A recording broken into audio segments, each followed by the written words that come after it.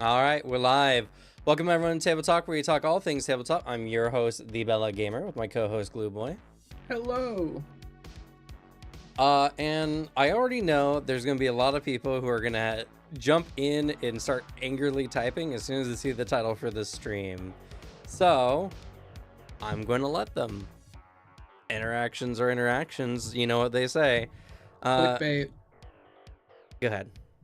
No, that's how you do it. Funnily enough, guys, dislikes help just as much as likes on the back end. So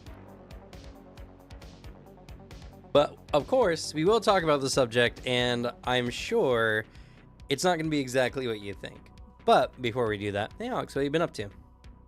man, I finally put a video out.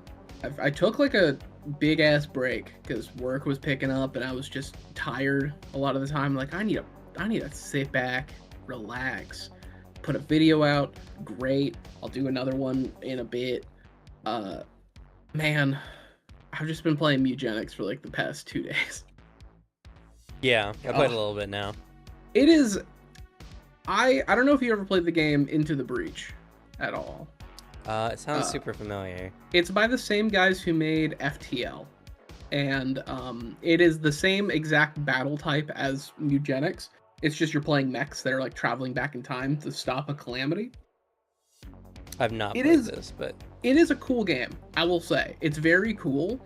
My biggest problem with it is it's kind of like meant to be a roguelite, but it doesn't feel like one. The game's just kind of slow. And it's a good game, but like if I had to choose between the two, FTL or Enter the Breach, I'd pick FTL. Then Mugenics is just, okay, let's take that roguelite and turn it up to 11 with more just random bullshit elements. Also, I don't know if you've encountered it, this game has a Mr. Rossetti. Because you can save scum. Oh, really? Huh? Yeah, it's a boss from Binding of Isaac. It's Steven. If you save and quit in the middle of a fight, you're not gonna re-enter. I found this on accident. You're not gonna re-enter the fight. It'll restart it, but when you load up the save, Steven will yell at you, and he's just Mr. Rossetti, but he threatens you with physical IRL violence. And essentially, it sets up that for each of your runs, you get one gimme. You get one do-over. Anything after that, if you do a save and quit save scum, he will give you an in-game punishment.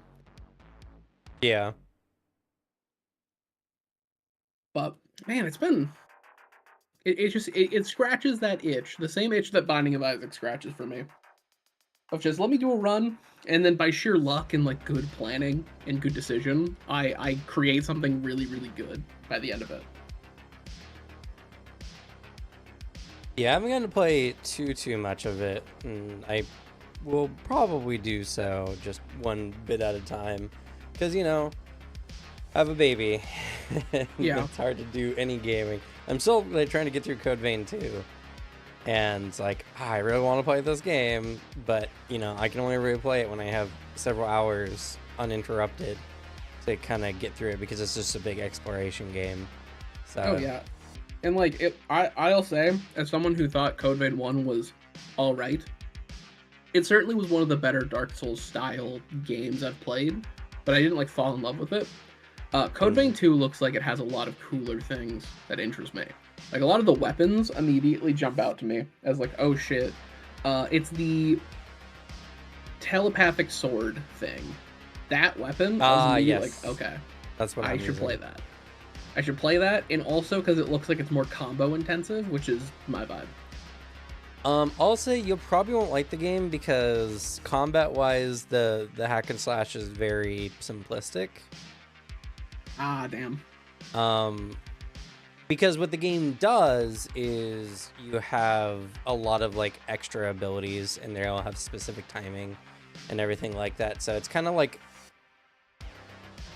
I can't say it's like Monster Hunter, because Monster Hunter is actually a kind of complex combat system when you really dive into it, some of the weapons, but like it's all about using your different abilities and specific timings, and using the jail, which is like your another attack that you can do essentially, and kind of like mixing it all together. So it's like each individual part by itself is simple, but when you combine them together, it becomes a lot more than that. But like, it's obvious that a lot of people aren't getting that. So Yeah, it's because like I can fuck with some like simple combat stuff because I mean I like the FromSoft games and those combat systems are pretty simple. You have like a core set of moves. A lot yeah, of the weapons only change based on like the type of weapon you do and maybe an ability if it's like a unique. Um, but that game makes up for it by just being really hard. And I mean, for Monster Hunter, I found that like in Wilds, I like a lot of the weapons. In any other title, I don't. And the fix is I'm just a sword and shield main now, and like sword and shield fixes my problem of like, man, I don't find it fun to have two buttons like that I press. Essentially, I can hit something and hit it slightly different. Meh. Sword and shield, I like it to being able to be super mobile, do like three different things at a time. I can make those split second decisions. yeah, yeah. Sword and Shield's really good. That was my main in Rise and Sunbreak. I switched off longsword too in Rise to sword and shield, and like I'm doing better, and I mean I already made it past like I'm at the I think 7-star hunts in that game. And yeah, sword and shield is just so much more fun. I just love the At wire least, bug moves with it. The shield charge especially is just so good. I love the big bonk. Like you counter the move and then you just bonk down. That one's really fun. It gives Yeah, me the counter, which I like. I love having a counter button. So like it just gives me that with a weapon that is very fun. yeah. Oh, I know I'm doing Charge X or not Charge X, Switch X. Yeah. No, maybe it is Charge Blade. Charge blade. Charge Blade, yeah. Which is weird because it has an axe mode, but not the other one. Yeah, it's weird. Yeah, it's like a sword and shield until it turns to an axe. Yeah. And Wilds, and it's really good. I really want to do the new content, but I just haven't had the time. And then also some other games have come out, and because like for me, getting through a game, even like a 40-hour game, takes me like months. So Yeah, exactly. And like if it moderately helps at least for baby stuff. I only can say applicable because I have a cat that demands I carry her around like a baby. Um Eugenics is very handy that it only needs one hand. It's only controlled by your mouse. And that's very helpful. if Still, it's not the same as a baby. well, yeah, it would be the same if Belle was like 3 months old, but Yeah. she's at the I can reach things and I don't want to sit in your lap forever stage, and so it's like it's just she needs constant attention. So Yeah. it is what it is. I have a phone game. I've been playing Serial Limit Ultimate on my phone, which is just a monster collector slash like oh god. I don't even know how to explain it. It's kind of like a grinding game, but not really like a grinding game, but there's a billion monsters and there's a billion different combinations, and for people who know Serial Limit Ultimate, like it's just an addicting game because you can just set up teams to do all kinds of stuff. There's so many synergies, so many crazy synergies, and it's really fun. It's a very simple game, and I can play it on my phone for the most part. And then I've been listening to Lord of the Mysteries audiobook on YouTube, and that's also taken a lot of my time because it's a long series. That's a book series longer than the Stormlight Archives by like an extra third. So Yeah. it's I'm in a good space for all that kind of stuff. I just can't play the thing. I love how everyone's jumping in for the subject of the chat today.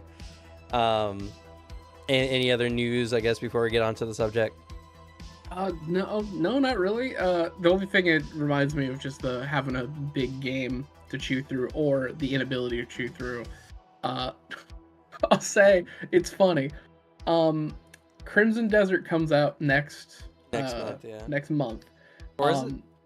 Yeah, it's on the next 19th. month, yeah. Comes out on the 19th. Which I think is very funny because that weekend is my fiance's birthday, and as such, I will be out of town on that table talk and for that Tuesday game. So I promise I am not playing Crimson Desert. It's not because of that, for important reasons. It's We're so gonna be out of unfortunate that town. Crimson Desert, because I've actually kind of been getting hyped for it and looking forward to it as well. It comes out like a week after Monster Hunter Stories 3, which is also looks Yeah. really fun. So, oh, there's too many games for me to play right now. Honestly, it is funny. I got to use Crimson Desert as a actually applicable metaphor in my latest video. Yeah. There's a whole principle in World of Darkness about having stuff introduced to consensus is hard if it looks too good. Like a hoverboard is going to be hard to introduce to consensus because, like, one, it's a working hoverboard, what the hell, and two, there has to be a catch to it. And the best example I could use of the shit factor, as it's called in the lore, is Crimson Desert, because everyone keeps saying this game can't be real. It has to be a scam. Yeah. We'll get into that, but let's talk about today's subject because people are very curious and, Yeah. you know. And I have a take on it, but, like, it's going to be fun. You know what? Actually, give me your take. I want to know your take before I get to the subject because I'm curious if we're talking about the same thing. I think, the thing is, I don't know the word for it, but I do think the answer is yes. I don't think it is as mean as dumb, but, I think there is there's a very interesting thing I found in like last week.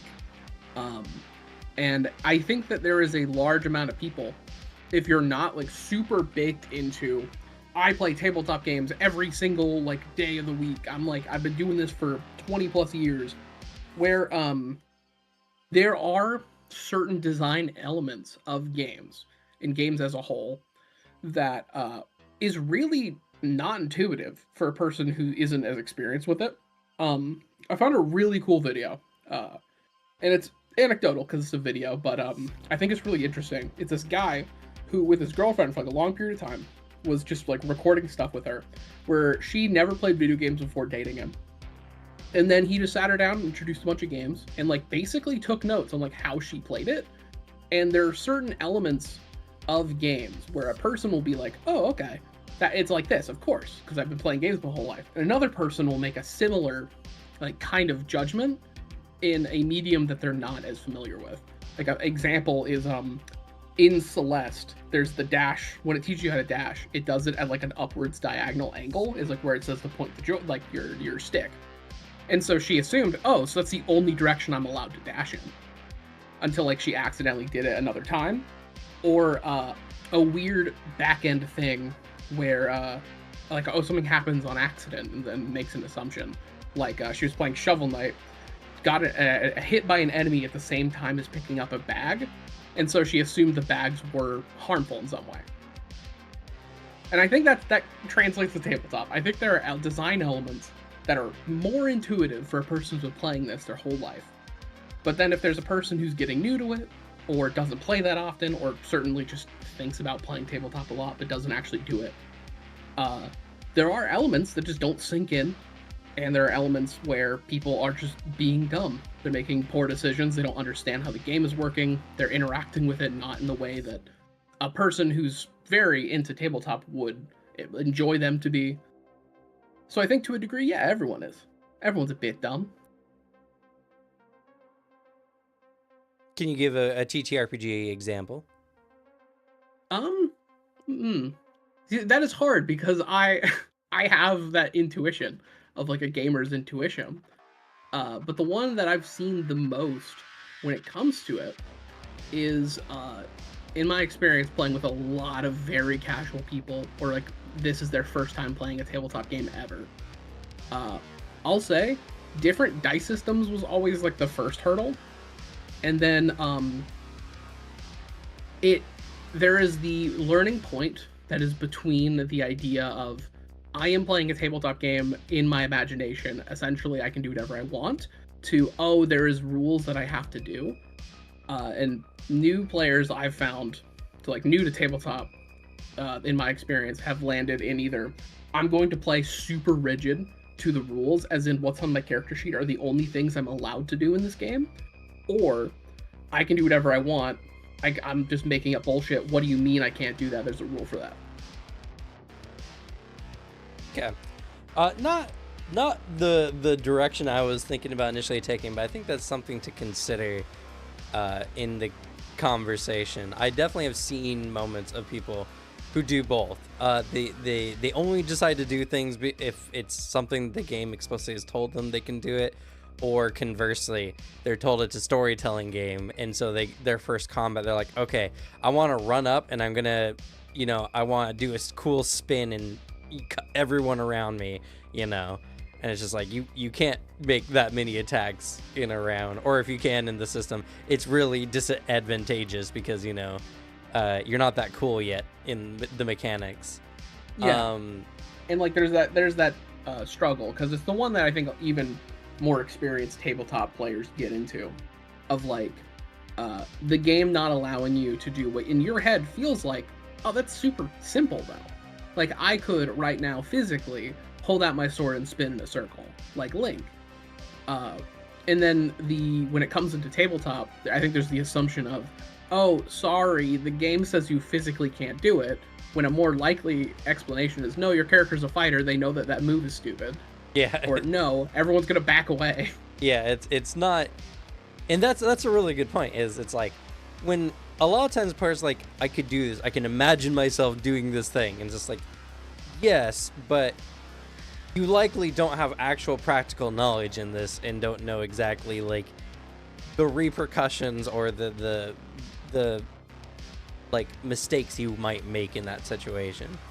People always like to have like a theoretical mastery on things that they want to do in a game, but for anyone who does any field like extensively, that there's a lot of like small pitfalls because everyone makes mistakes doing a thing. It is an element why I think that is important for if a GM is looking for a way to, I guess, make certain things feel better in game. I advocate really hard for the don't describe every single thing as, oh, the player or the character fucked it up. Like, you miss in combat. Because I'm a GM who will, like, describe even, like, the tiny little bits of combat. Because I want them to describe back and we get a cool flow of, like, little fight scenes that they're picturing. I did a lot of theater of the mind. I found that it kept things flowing a lot better. Much better than, all right, you hit, next. But one element that plays into that is... oh my god, I immediately lost my train of thought. Fuck. God, what was I saying? Oh, it is the element of like, oh, you swing, like, oh, you just miss. Oh man, your sword goes flying, like you misjudged it. Where I found that it kept people more engaged. If I described like, oh no, the enemy is competent too. Like the enemy is fighting back. They're not just standing still. Like the joke is, all time to stand still for 7 seconds. Yeah. Like, if you describe it in that element that this is, like, an active fight. Like, you are describing one attack in, like, what is probably 3 or 4 in, like, a short amount of time. And, like, the enemy parrying and, like, doing these, like, almost like they're fighting back in narrative, I found one of the fun things that it does is gets a player to be like, all right, fuck this guy. He keeps dodging and parrying my shit. Which also allows them to come up with a more creative solution. Or a fun variant action, because now they're doing this out of spite. They hate this guy. Because that's a fun tactic, GMs out there. Create in-fight beef. If someone's locked in a 1v1 for a little bit, make it a rivalry type fight. It's very fun. Just have the enemy do a little disrespect or do something a little cool and be proud of themselves. The player will be like, oh, this fucking asshole, and try to disrespect back. It's very fun. Yeah. Interesting, and a very interesting approach. Personally, and I think this is just a thing that, like, I don't think ignorance or lack of experience is anything that makes a player dumb in any sense. So no. I wouldn't call this as our TTRPG players dumb because they don't know how to play the game. No, I don't think that's ever the case. No. What I'm talking about specifically, and the actual core subject of this is, there's a trend with a lot of TTRPGs that have been releasing lately of slimming down. As in removing as many rules as possible to kind of make a much more clean roleplay experience, or to maybe make combat faster by removing a lot of limitations, or like there's a lot of games out there, especially because like there is, I think, one of the largest niches of the TTRPG scene is the kind of like rules light style games, like from Blades in the Dark, the Powered by the Apocalypse systems, or the like. There's a lot of people who love those. I know there's some D&D people or just some other TTRPG channels that are much more on this kind of rules light side of things. And there seems to be a design principle that we're seeing in a lot of games where they're trying to not make it complicated, slim it down, make it more, like streamlined. And this makes me think, right, that either one, these people legitimately think that it's all about the story and the rules are kind of just like a obtrusive but necessary element of it to kind of add randomness, so they try to mitigate that as much as possible. Or two, and I think this is a bigger one, there's a lot of TTRPGs company out there who are like, okay, we're marketing to normal people. We can't have our games be too complicated because normal people don't know how to play TTRPGs, so they have to be simple. Anyone has to be able to play our game. And it comes across as a lot of people kind of just assuming people are dumb or don't want to play games that have too many rules in it. Like the sheer number of people who are like, I hate Pathfinder, it's got too many rules in it, and anyone who plays Pathfinder regularly is like, it's not Shadowrun. What are you talking about? Shadowrun's definitely a complicated game, but like compared to Shadowrun, it's not even close. Talk about a game that I think needs a little streamlining. Like, Shadowrun is so cool on principle, but man, is it one of those games where I've played it and I'm like, there is some argument to be made about the streamlining thing, which at least like from what it seems, it's slowly kind of losing the way. I do think in the way of there are games that are like very proud of being like, hey, guess what? We got crunch. But I do think this is a business-centered trend. This is a trend of like, make this simple. Especially this is based on the fact that any game that is like a big franchise, it's getting like a little addition, you'll notice is turning kind of more simple, taking away the uniquer elements. There's like one or two companies that aren't doing this. Modifius is not doing this. Because their games, like their Fallout and Dune games, play a little interestingly. But like the big one for a while was the Adventure Time drama, where it's like, oh, you took away a really interesting rules light dice system and you turned it into D&D. Yeah. Like, wow, my interest died. I also think that is a good point, Fridge Makara. Like, seeing as TTRPGs pushing to be more roleplay games instead of roleplay games, I think that is like an accurate description of a lot of these games. Actually, it's catering to a market. Honest here says something very interesting that I want to address. Being approachable or accessible can't be a bad thing. Not every game has to be uber complicated. Agreed. I disagree, actually. I disagree. Because, right, I'm not saying that accessibility in certain types of things is wrong, but when you're trying to create a very specific experience, do you think adding accessibility, even if it's contrary to the experience you're trying to create, is I lost the word. God, what's the word? It's such a simple word too.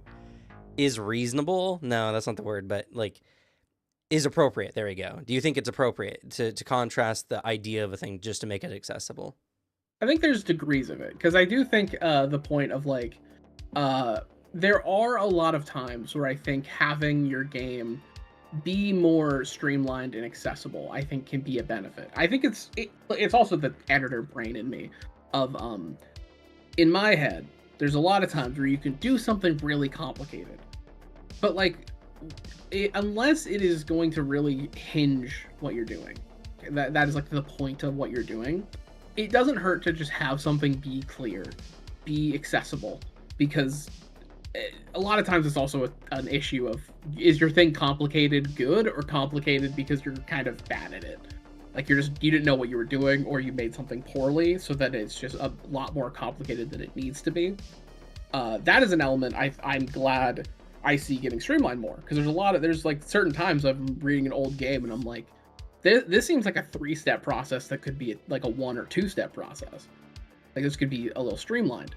Not everything should be that. There's the degrees of it. Like I'm personally of the argument that I think a game should have an easy or at least an accessible method of pausing them. Like I'm on the side for like Elden Ring should have a pause button, like an easy pause button, because I don't see what that takes away from the game's experience, and all it does is hurt people who are trying to like who have like things they have to jump up and go do, like having young kids and stuff. There's a way you can pause it that's roundabout. I like the Monster Hunter approach of it, where you have to tab through like a certain menu to hit the pause button and it just freezes the game. That's a good way of doing it. That's a good like accessibility feature, and like makes it a lot easier for people while also keeping the design principle intact. That is the part I disagree with of accessibility. I don't like it if it takes away from what the game is meant to be. That I think I hate, because it's boring. You're making the game like a lot more boring. But if you're just like, hey, let's patch this up real quick, I think it's a good attitude to take when you're looking at something. Yeah, and I think, honestly, I'll say that was a bad question, because I don't think there's a proper definition of accessible, right? I don't think so. And accessible has become this word that means different things to different people, and so when people say accessible, it can cause people to talk past each other, right? Because it's something like, for instance, here's a thing that I find an interesting conversation. Movies at movie theaters with subtitles, right? Mm-hmm. So it's an accessibility thing. People who have trouble with like audio problems, it's just handy, and they should get the experience of being at a movie theater. But I would also say, I'm going to a movie theater to enjoy a movie. And so if I want the experience and not to have texts not designed to be in the movie specifically, like not inbuilt text, I should have that experience, like it sucks. I'm going to a full movie theater to watch a movie.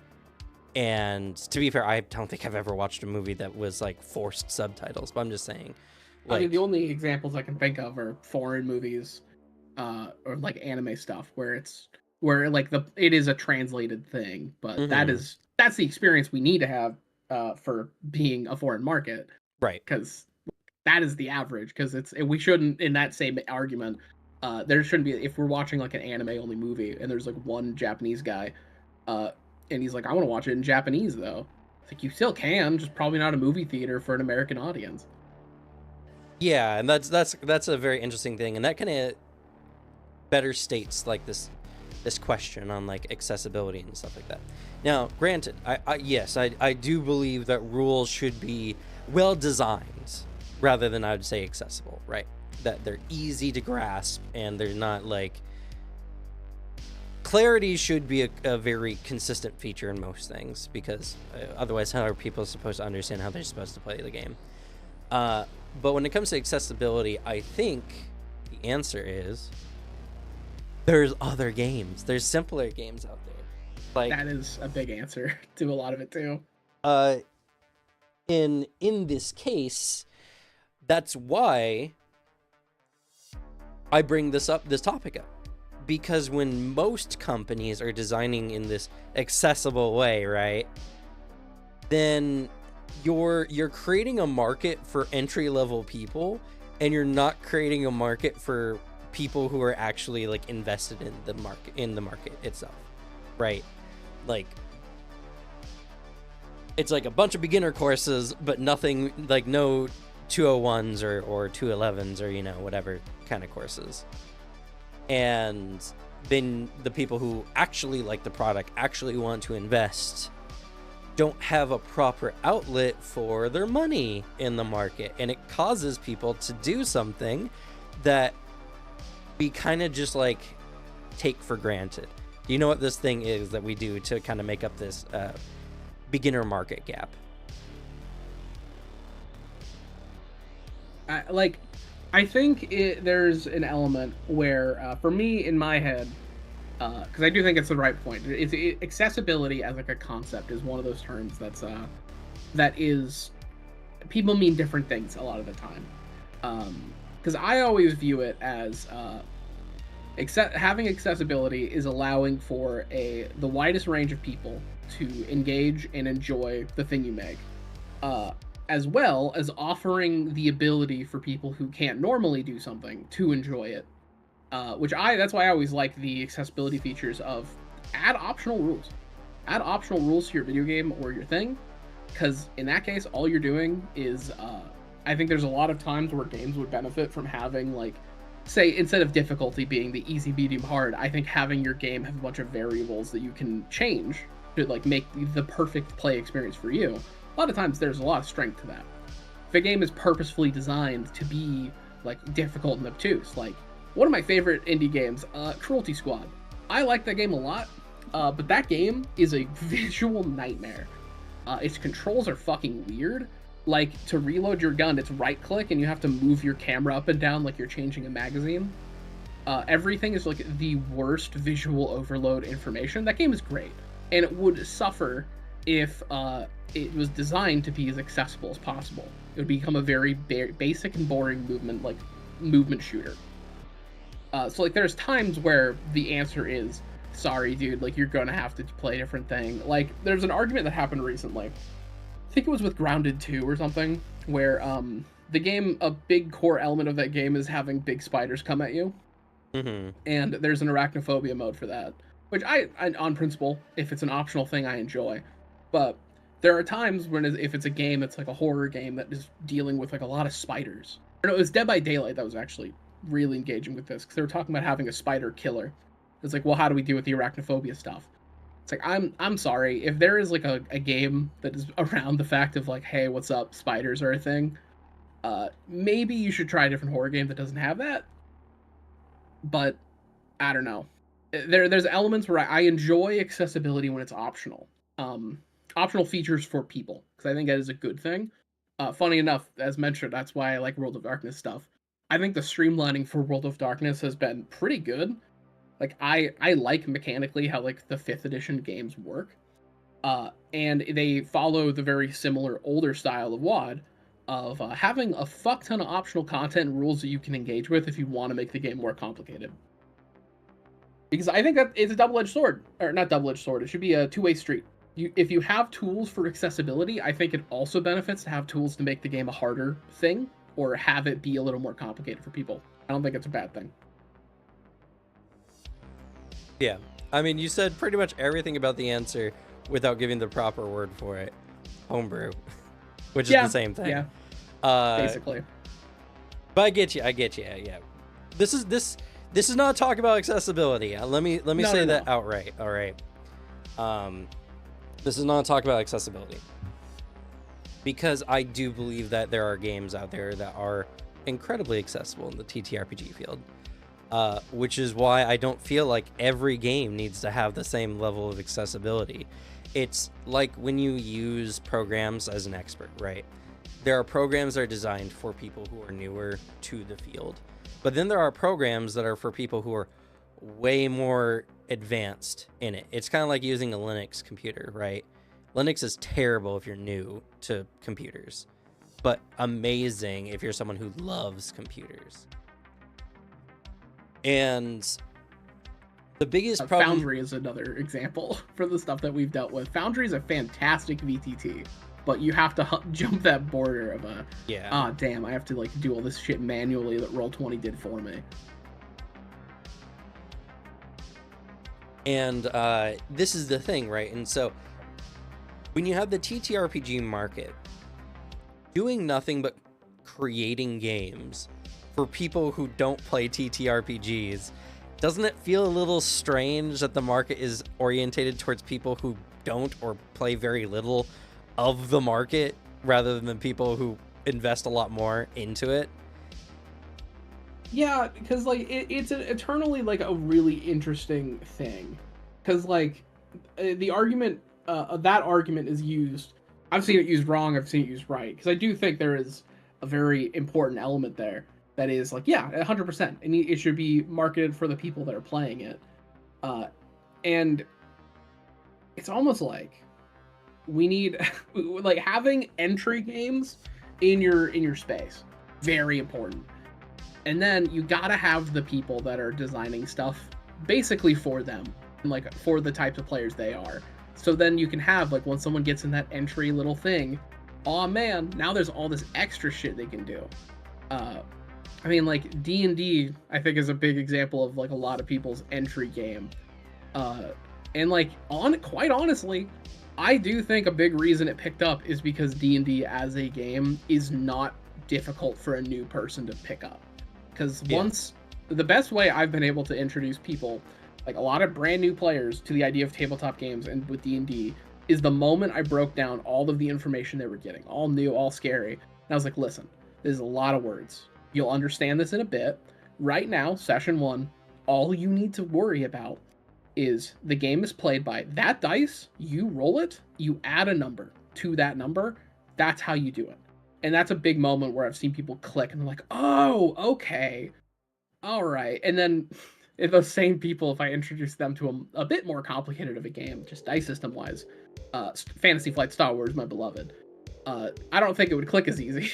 Because that one is just, it's weird. It's really weird, especially if you've never played like a dice game before. But then you use that and you jump off to like good games like Pathfinder. Yeah, well, so here's the thing though, right? And I see the chat is exploding with all of their ideas, but I feel like many of them are missing kind of the point of the conversation. When it comes to any market, especially when it comes to like a niche market for any kind of gaming or whatever, there is benefits to, of course, in being involved with a indie boom, where you release similar types of products and you release with the idea of a bunch of people jumping into a market, right? So when D&D was first like releasing and becoming a big thing in the late 2010s, it was a lot more reasonable to make a lot of entry-level games because it was at the time where the entry-level market was at its highest. But we're now over a decade into TTRPGs becoming somewhat more mainstream. And what we're watching happen in the market is people are losing interest. It's nowhere near as big as it used to be.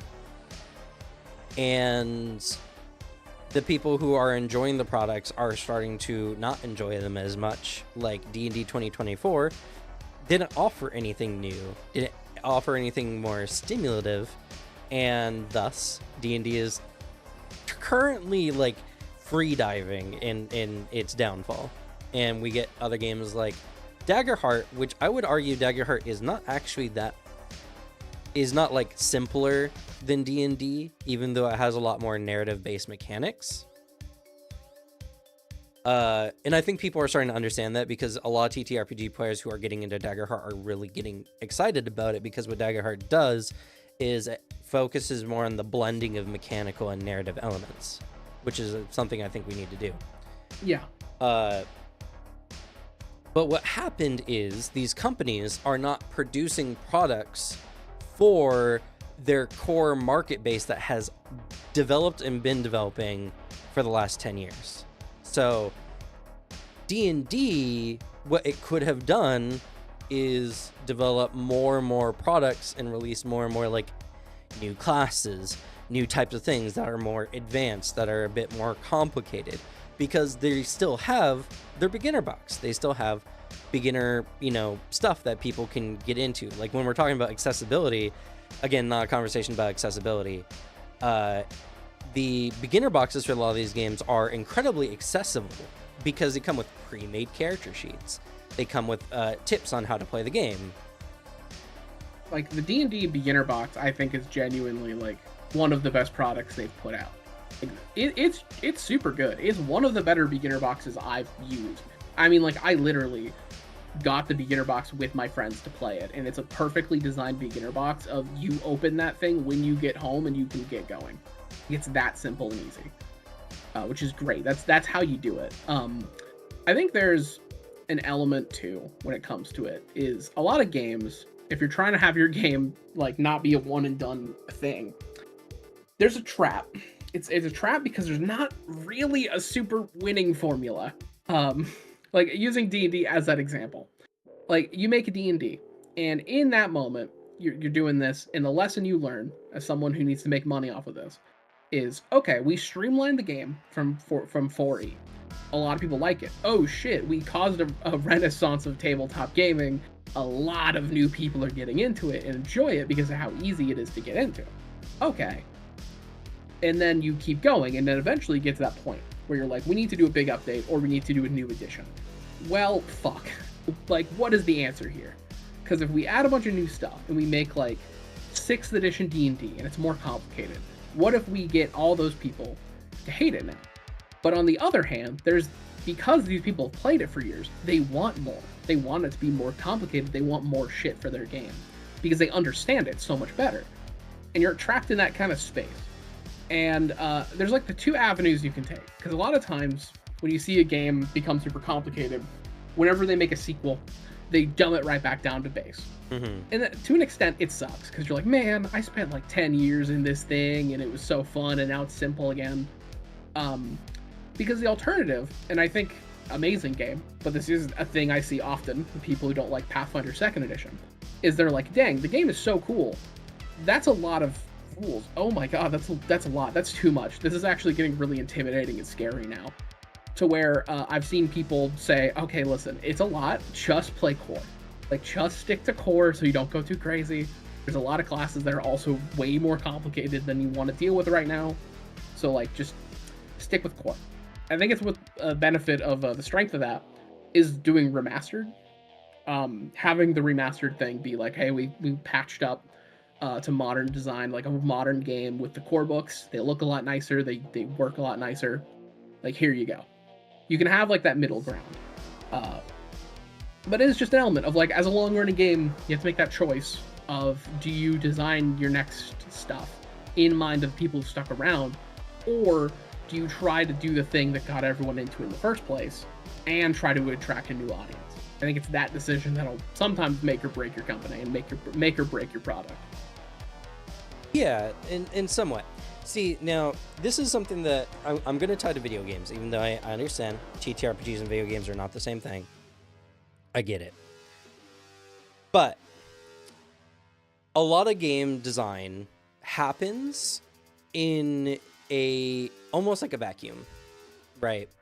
Where a lot of companies will design a product with the idea of what the market is, without necessarily taking into consideration the rest of the market, what is available to people already. People kind of want to make the things they want to make, right? Which I'm totally for, people just making what they want to make. But especially when it comes to corporations, like for instance, let's talk about Highguard that released recently and is now about to shut down, or something is about to reduce its level of content, even though it just released like a couple weeks ago. A bunch of the staff was laid off too. Like, yeah. Highguard is, hey, everyone loves hero shooters, so we're gonna make a hero shooter. We're gonna be a little quirky and do all this kind of stuff. But the problem with Highguard is it didn't provide anything more stimulating than current shooters, right? Yeah, like I already don't like a lot of hero shooters. I like Marvel Rivals.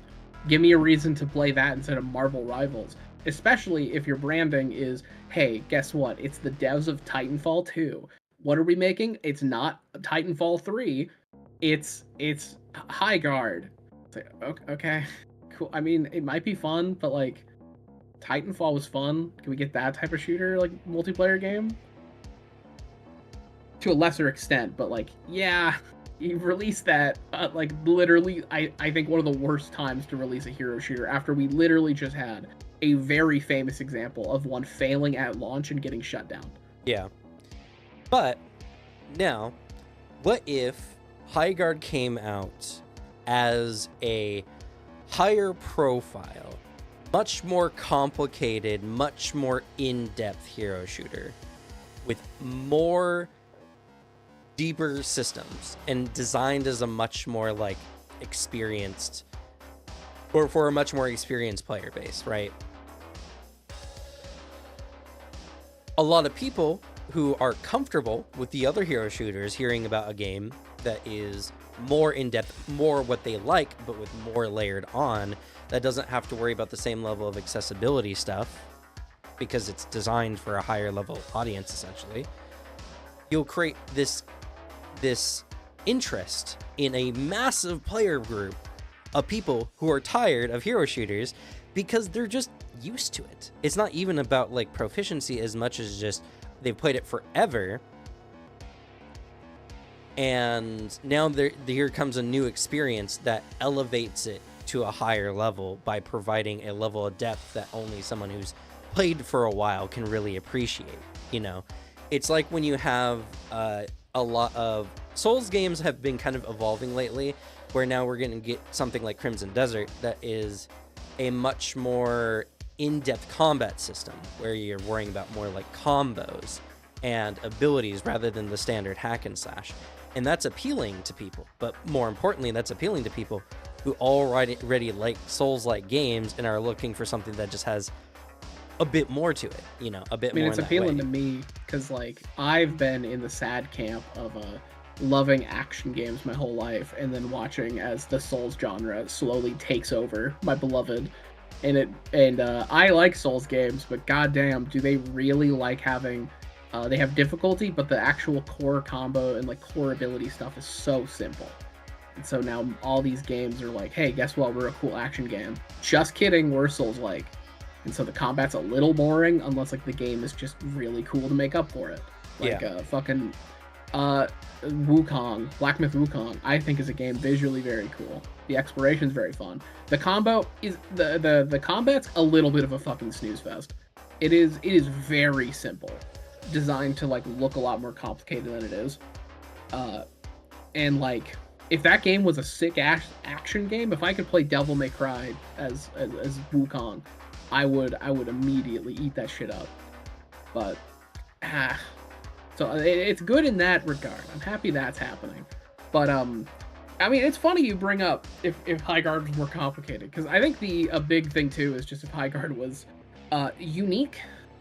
Because like we have a few funny examples of games that are doing it well. Like Deadlock is a game that arguably it's a hero shooter, but it's a MOBA. It's like a third-person shooter MOBA, the same way Smite is. But like that argument isn't hit for Deadlock, because Deadlock is visually very unique. The gameplay itself is like, I mean, it's more MOBA that I enjoy, because I think the core concept of MOBA is fun. I just hate how they usually control and play. And then a game I think a lot of people forget, for if you're thinking of, I want a really complicated and like high skill hero shooter. Rainbow Six Siege is a game that is a hero shooter but isn't talked about like it is one. But like those elements, if you just have a thing that makes your game unique, because that was the issue of Highguard. Its unique thing was, hey, what's up? It's like fantasy with guns. Is there anything playing off of that? No.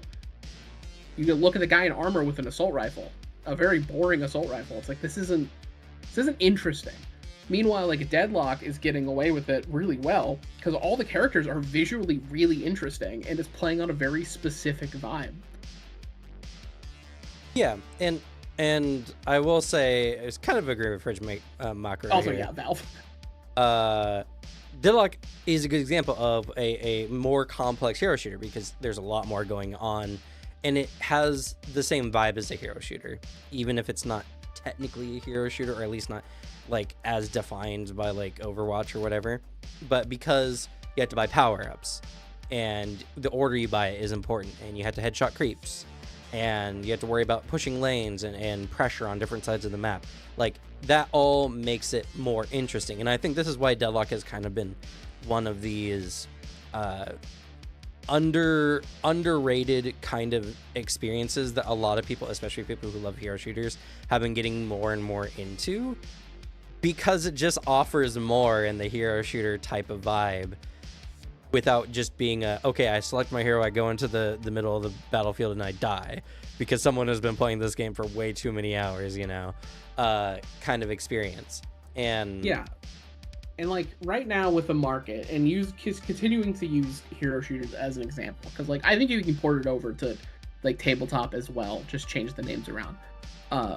We are at a point of the design of when you're designing a game, if you're making a hero shooter, where you have to convince people to not pick up Overwatch, which is now recently done a big update. They're now Overwatch 1 again. It's also free to play still, or Marvel Rivals. Which the benefit of Marvel Rivals is it's like, hey, we're a more chaotic Overwatch with characters you know and like already. So like you have to have that decision. These are 2 games, free to play. What is the reason somebody would play your thing instead? Which I think is a failing point when you try to make your game too streamlined. Because for tabletop gaming standards, I'm under the opinion, I understand why. You would be like, okay, we want our game to do well. So we should try to make it as simple, easy to get to as D&D. And people already like D&D, so let's just kind of take some things from it, make the game kind of feel like a D&D. Well, now you have to compete with, well, why wouldn't I just keep playing D&D and homebrew my shit to do what you're doing? Ding, ding, ding, ding, ding. You hit the point I was making. Yep. Homebrew is the solution people have been moving to in D&D, and D&D has been well known for its homebrew scene for a long time. And that's because D&D is not that complicated of a game. And so to make things more interesting, to give players more options, just to give players more, homebrew has become necessary. And I know Onyx was talking earlier about, do you have any specific recent TTRPGs that fall into this trap of the homogenization of the beginner level experience, right? Yes, unfortunately, Cosmere RPG. I really wanted to like Cosmere RPG, and it does do some interesting things, and I think that there's still a lot of hope for it. But because it defaulted to the D20, and because it just defaulted to the standard skill system with the only exception of the specialties, which I really like, but they don't have a lot for it, it just doesn't feel that interesting in comparison to D&D, even though like they have a much more clear design principle around narrative mechanics, which I think are good, and I think is the direction that TTRPGs need to go. Daggerheart did it better, though. And that's because Daggerheart didn't stick with a D20, didn't stick with a standard skill system, and what it has provided players is a new type of stimulus. Because here's the thing, right? Complexity and all this kind of stuff, it's all about stimulation, right? Beginner markets are good when beginners are really like your largest part of your market, because it's something that's stimulating for people who are new to it, and it's not overstimulating. And that's kind of like how these markets need to adapt, or how other companies need to view the market. Because the thing is, for people who've been playing D&D for a pretty long time, mechanically, it's just not interesting. And games like Pathfinder are more interesting, though I would argue Pathfinder is so similar that the level of novelty from its expanded depth is more limiting, which is why Pathfinder has not been succeeding as well as it could have been. And I don't think that's their fault necessarily. I think they released a really good game, and I think they made a really good game that's the next step up. But the thing is, I think it's the best like D20 very staple fantasy adventure like type game. Like, I love the engine of Pathfinder, and I like it a lot. I think it'd be really fun to do like a very intense narrative style inside of Pathfinder. But like on the same hand, the thing I'm the most engaged with when it comes to Pathfinder is the fact that we're going to get video games using its rule set. because I want to play a CRPG with its rule set, because like it makes for a really good engine like that. Mm-hmm. I mean, as we learned on our interviews, like that's also where some of the design came for it, because it's designed by programmers. Yeah. So like it just is a super functional engine. I think it is one of the peaks you can get out of just taking how do we get the D&D style play and get the most out of it. Yeah. But like I don't know how much more iteration you can do on that style. Yeah, and that's kind of, I think, one of the problems, because I, at least for the most part, have been a Pathfinder 2e content creator. And even though I didn't reach the same heights as some of the other people who now, by the way, have been falling off, which is funny to me, the biggest problem is Pathfinder is so rigid that now it's having a hard time expanding on complexity, because you can't add complexity that is properly rewarded for its complexity, because you can't make overpowered characters, right? You can't make characters that are more powerful in other classes, because that just doesn't work out how it works with the game. So it's one of those things where Pathfinder 2e unfortunately kind of peaked when it was made.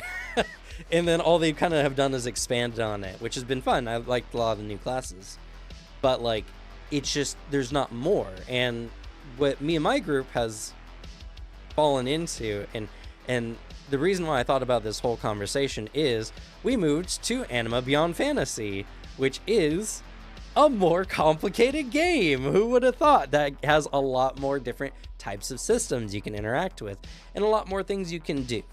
And that makes it more fun. Even though it's a jankier experience, even though it's not nearly as clean as Pathfinder 2e, it has been more appealing overall because everyone's having more fun with a more granulated system, because they have years of experience now in playing other games. And so we've gotten to this point where Pathfinder 2e, or Anima Beyond Fantasy, is just one of the more appealing games because it's more stimulating, because there's more character choices we can make, and making characters is much more of a thing. You don't even get to pick a class. You kind of get to pick a class in Anima, but that doesn't mean nearly as much as it does in other games. And you still gotta worry about how you put your points into things, and you gotta worry about like how your build is going to go towards like one of the focuses of power in the system. And I think that there are games out there that are doing really well at, rather than being mechanically more intensive, are narratively more intensive. Again, Daggerheart is a really good example of this. They have a lot more elements designed around narrative mechanics.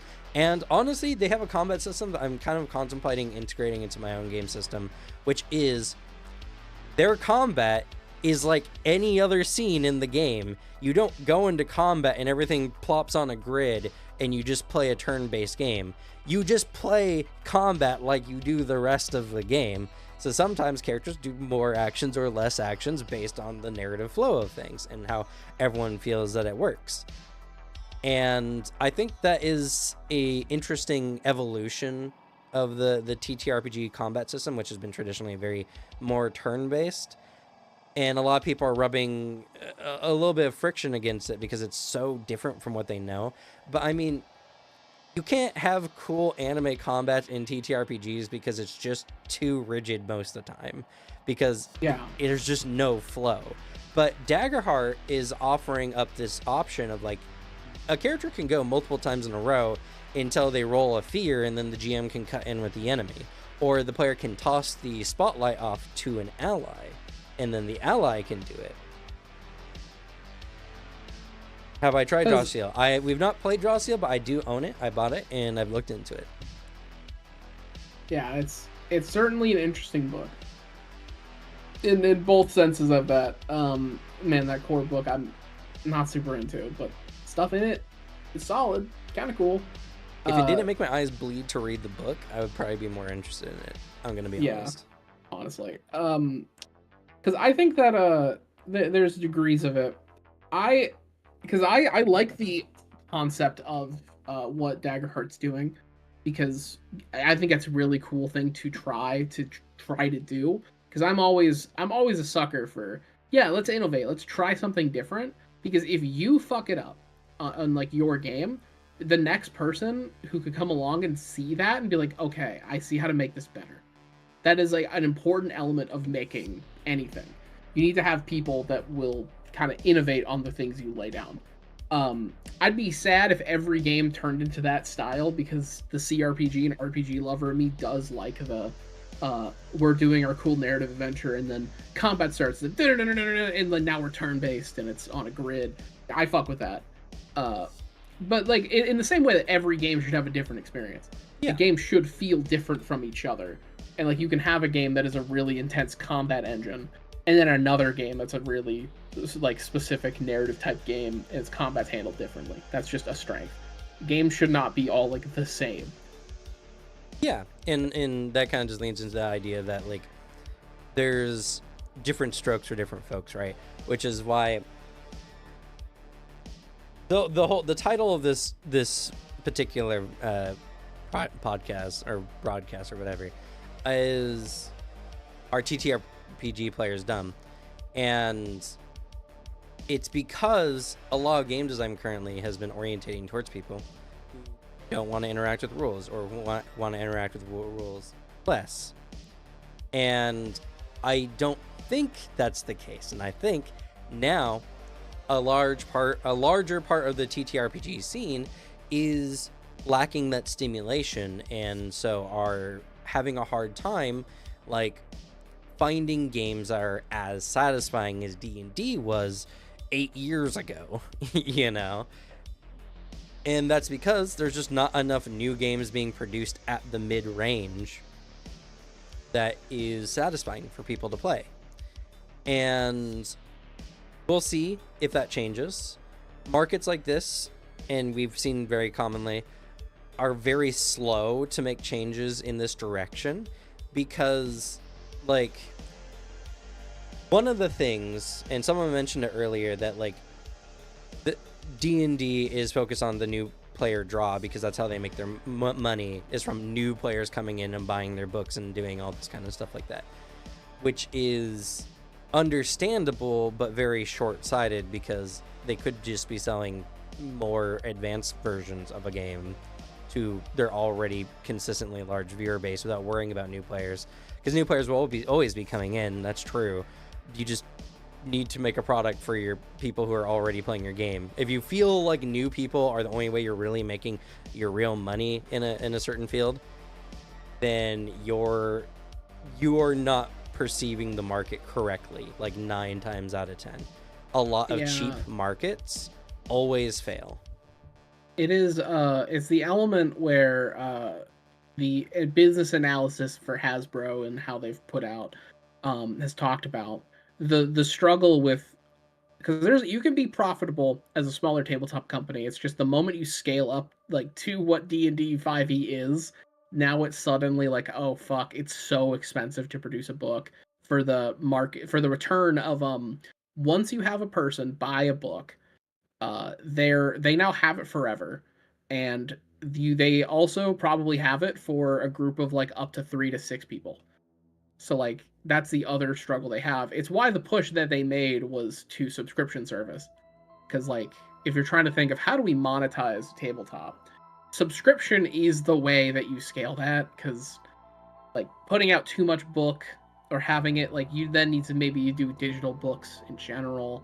But I do think that they could have found a middle ground that is, hey, let's actually make stuff for the people that play the game, like more that isn't just adventure books.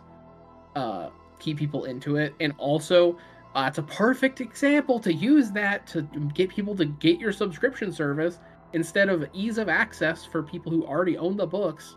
That's all the marketing for D&D Beyond is hey, let's make like the books easier for you to manage on a web page, instead of like, hey, we're making unique content and guess where we're releasing it. Like D&D Beyond, they tried it and then they immediately stepped back because, as the creator said at some panels, they are scared to release anything because the audience just doesn't like it. It is the bad approach when there's a better answer right in front of them. Yeah. And Para, here, you're saying some interesting stuff, and I'm going to address it, but don't feel like I'm attacking your argument. I think it's just a lack of a lack of perspective. So your argument right now that you've been predominantly making is that it's hard to find people to play your more advanced games because there's just more new people you feel to play. You know, more new people to play D&D, more new people to play, you know, whatever.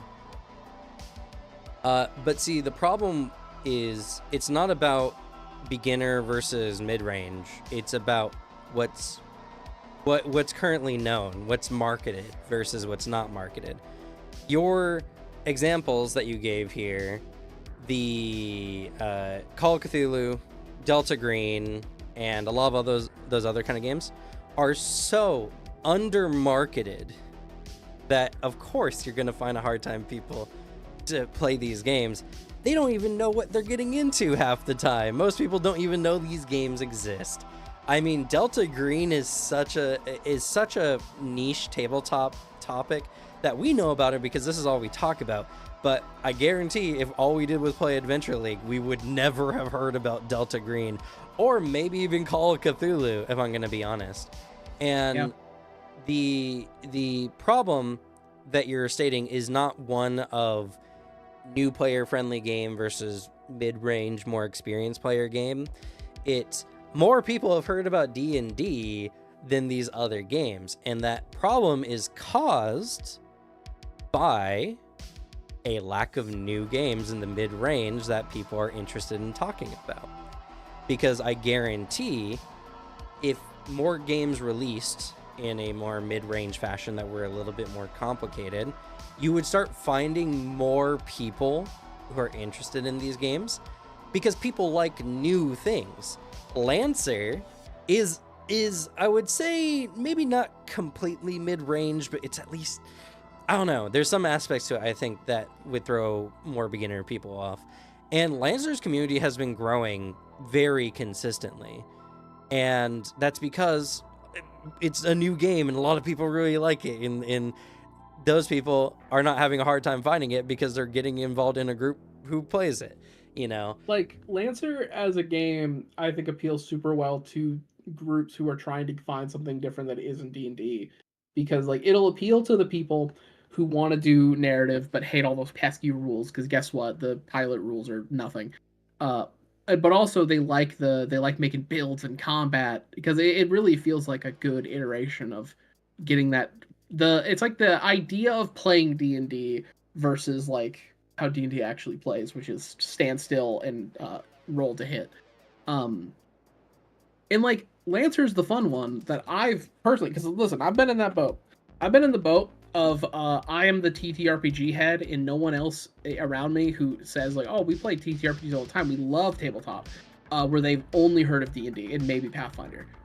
And it's like, hey, I got some cool shit to show you. I've gotten a lot of those people into Lancer because all you have to do is show off like, hey, there's alternatives, and also check this out, look how cool it is, and everyone's like, fuck yeah. The next step though, like the way to do it is, sadly, a lot of these companies put the onus on the players, to where like the way to find new players a lot of the times is to essentially do it. It's make those friends, get in those groups, and then like just take that umbrage of, hey guys, I'm going to do this thing, I'm gonna run a game, like let's try out this thing, maybe we do a one shot, let's fuck around with this, have fun.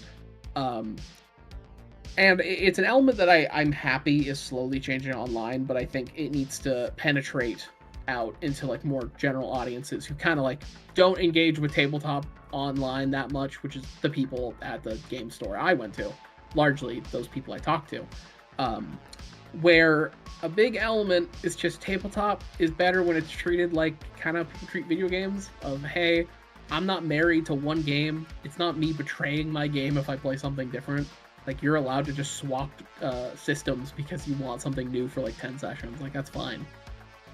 But that is just a big element. It's player driven, and people who run games in their communities, they get people to realize, oh shit, Delta Green's actually kind of money. Because it is the rules light game that I think interests me the most, because Delta Green as a system is very unique, very different, and like its vibe is very specific. it's doing a lot of positives that make me more interested than anything else that's like powered by the apocalypse or Blades in the Dark or anything. Yeah. Though I'm gonna disagree with your topic as well, Alex, because I don't think it's about being that person. I mean, yeah, you're right. You're right on a personal basis, but not necessarily on the base of the conversation. And what Para has been saying here. So you said the line, it's not just marketing, it's like people's tastes vary. Yes, I agree. So isn't it strange that we keep making the same game over and over again? The thing is, you're unintentionally saying people are into variety, but people are into variety. People are into deep tactical hack and slash or hard sci-fi or whatever, which is variety, but people's tastes vary by your opinion. So you're contradicting yourself. And the thing is, right, the reason why anyone gets into anything is marketing and is availability. Because the thing is, what makes people want to get a thing is the idea of playing that thing would be interesting. But you can't have that idea if you don't even know it exists. And if someone pops it on you out of nowhere, you haven't had time to ruminate on it. You haven't had time to really properly get into it. And you honestly haven't had the time to be exposed to it. So every time a lot of people are like, hey, I popped this game on my friends, but none of them were really into it. Yeah, it's because of exactly that. They popped it on their friends and they didn't have the time to properly get into it, have the idea of it. It's something where in video games, and again, I understand they're different, but in video games, right, there's a lot of really, really good games out there that no one plays because they just don't know about it. There's a lot of really shitty games people play because they watched someone play it online, you know? Dark Souls 1 was a very niche game at the time of its release. And it didn't really start expanding until until the Dark Souls lore videos started becoming a thing. No, that doesn't contradict. People can experience the hedonic treadmill amongst... You're really stuck on that idea, huh? Amongst several types of genre games they like and not like other genres. Yeah, that has nothing to do about what we were just saying.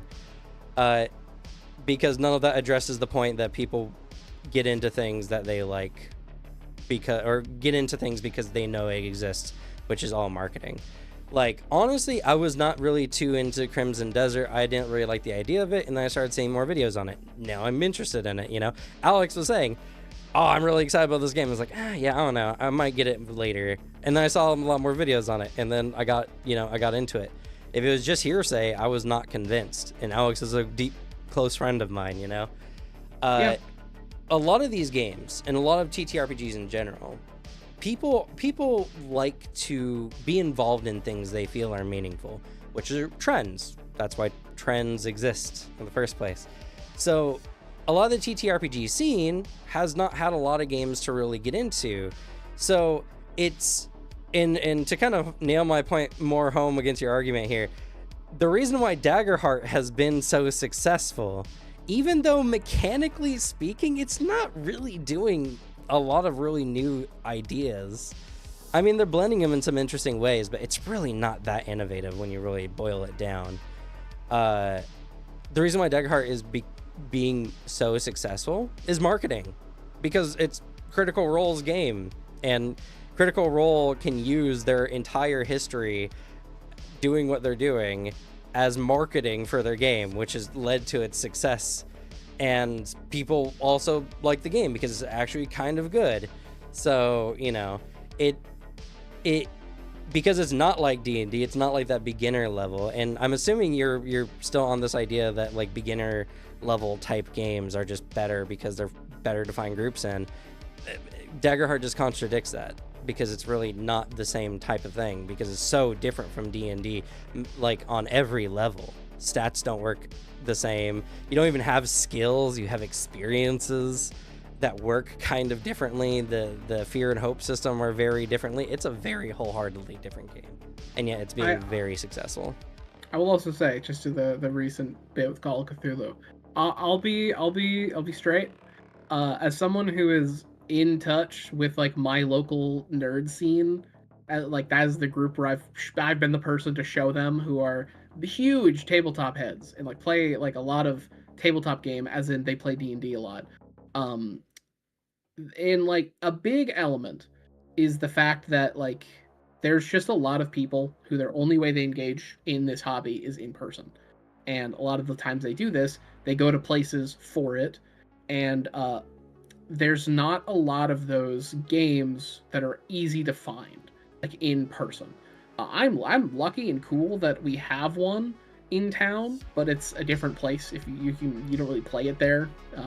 But like he has the Lantern book, for example. So obviously immediate good store. But for a lot of the people I've spoken to who are big nerds, if I said, hey, by the way, check out Call of Cthulhu, the first thing is like, oh, I know what Cthulhu is. I know what Lovecraft is through cultural osmosis. A lot of people would probably have that issue of, wait, like the board game, like the board game, the Cthulhu board game.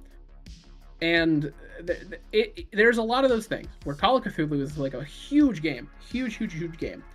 But a lot of people aren't like actually familiar with it. In the same way that I would say people aren't super familiar with World of Darkness, like my baby. I think there's a lot of people who would be like, oh shit, Vampire the Masquerade? I vaguely heard about that.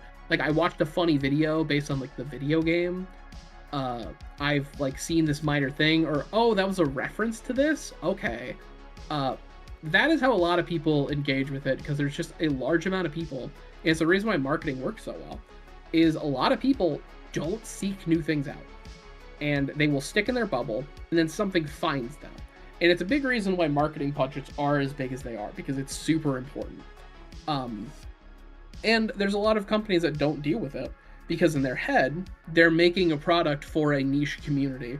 The niche community that would like their game is the people who are already seeking it out. And so it's a unnecessary expenditure. Call of Cthulhu is in a state where like I don't think they need to do a lot of crazy outreach, because like everyone knows what Cthulhu is, and you hear, hey, check out this cool game. You want to play Lovecraft like as a tabletop game? Someone be like, oh shit, okay, sounds cool. But like, marketing is just kind of the big element. It's having more marketing for your game, I think, is a good thing, especially leaving it outside of player word of mouth, because that's a lot of tabletop marketing, I'll be honest. And I'm gonna say as well, quoting Call of Cthulhu, you say there's all these people who are looking for D&D games and blah blah blah blah blah. Ask those same people if they know what Call of Cthulhu is. I'm sure you might be surprised by the answer. Because my argument comes from the many different times in my life I've been on my hands and knees pleading with another person to please look at a game that isn't D&D 5e, and they're like, I don't know, Pathfinder seems interesting, but I don't like the rules. There's too much of it. I'm like, please, it actually in play is very different. Please. What about Lancer? Do you like Lancer? And they're like, I don't know. I got my D&D game going. It's like, oh. That's why I make such a big outreach when I'm like hanging out with people, where I'm like, hey, you like this thing, like you like this aesthetic and vibe. Did you know there's a tabletop game that like might really appeal to you? Like, just I like spreading that word, because if I hear that a person's got into Pathfinder, which I did, by the way. I found out you did it for a live play, but my buddy Corwin, he has been playing Pathfinder since then. Good. Like since that live play. And he's been telling me every once in a while when we catch up. We haven't spoken super often, but whenever we catch up, he'll sometimes randomly message me a Pathfinder question, because he's still playing it. Yeah. Like that's what you do. It's little things like that. And then that person spreads and does some more stuff, because I know he's like much more like actively every day hanging out with people from our community. So like he's pulled them into it as well. And like that's really just kind of how it is. It has to spread very naturally. And also this is one of the things I dislike about the TTRPG scene, because people pull these numbers out of nowhere. Not nowhere, but like out of very broken sourcing methods. Saying Call of Cthulhu is one of the top 5 most popular TTRPGs, you have to understand where people are getting these numbers. Like how people are understanding how many people are playing a particular type of game. For Call of Cthulhu, what it happens is on popular TTRPG sites in various countries, it's one of the most played games. A few years ago on Roll20, it was one of the most played games on Roll20. But the problem with that is people who are playing D&D are playing on D&D Beyond. And D&D Beyond has very, very little in the way of knowing who's playing games currently with their product and who's not, only how many people are subscribed to it. And TTRPGs on a whole are played for people who are much more like in the scene in person. And so Call of Cthulhu, you could say all you like that Call of Cthulhu is one of the top 5 TTRPGs and blah, blah, blah. But when you ask most people who play TTRPGs nowadays, some have only heard of it and 99% of them haven't even played it. And that's just because who knew people who are really deep in TTRPGs who would like something like Call of Cthulhu are using programs that are easy to find, easy to source. Also say it's just there is also the degree where it is a little impossible to figure out what the most played tabletop games are because of how just kind of isolated the method of engaging with it is.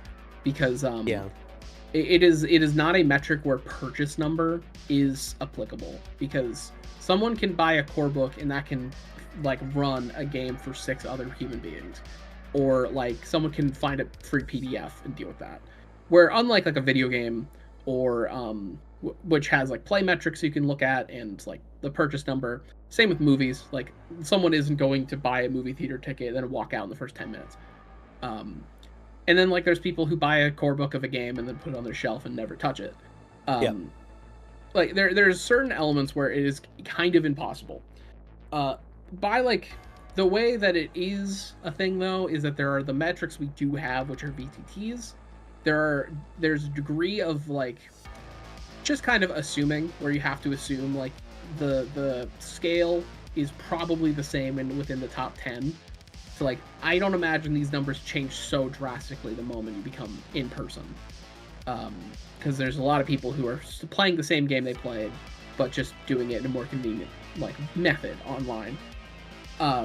It is, a lot of the numbers aren't possible, and it is also why I scaled my argument down like intentionally from an entire industry thing to what you can do in your local community, because I think that does more strength to it. I think a community is stronger, and like focusing on the local community is good because people around you will influence the things around you in your environment. If you as a like person can set out and help in a tabletop community in your town, then maybe you can get your like local game shop owner to be like, I should check out these other tabletop games. Maybe I could sell them and they'll do well. And then if that does well, it can it can do a nice fun ripple. But like a solution for a lot of it is just, this is an inherently social hobby, and so the most realistic thing a person can do is influence their community socially. Like it is healthier for your in like local environment, and you'll find some really cool people that like are probably also in a similar boat, where they're might be looking for a new game. Maybe they're just fresh out of like, fuck, I need to get out of D&D. I need to play something different. Man, I wish there was a cool tabletop game that kind of had some SCP and X-Files vibes, but also wasn't too complicated. Then you can be there around the corner being like, hey, Delta Green? You want to play Delta Green maybe?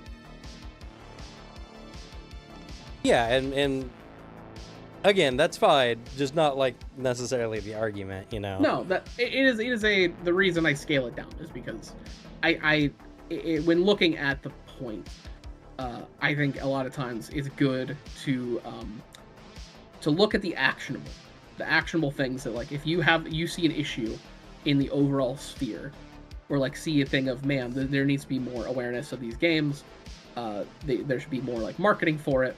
Sometimes the change has to be made by like that small tiny level. Sure. And also it makes your actionable reality a lot better if you're like, man, I wish this thing existed. Well, you should probably go do it. Yeah. But like I think it's really foolish to say marketing is just not useful.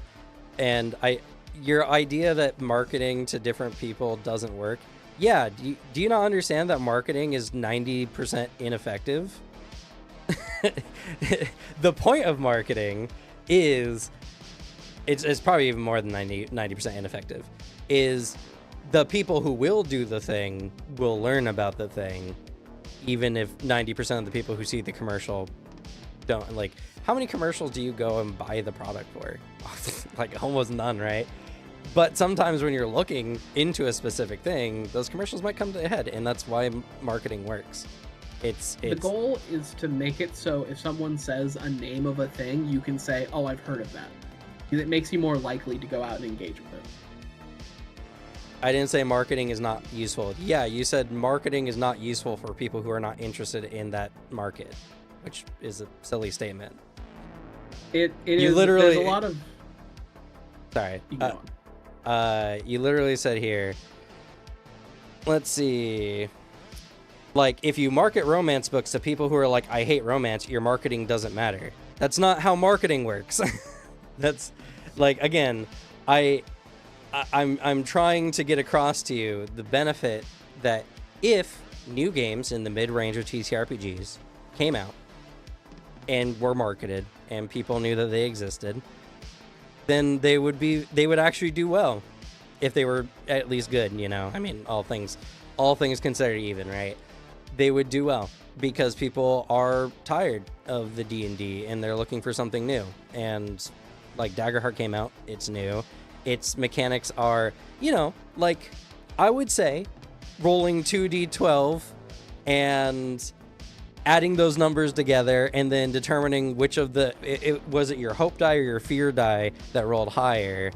And then there are some modifiers in the system as well. Is a tad bit more complicated and a tad bit more stimulating than I roll a d20 and add +5. You know, it's just more stimulating, and it's just what people crave. And the whole point of this entire chat has been there's not enough games in the mid-range.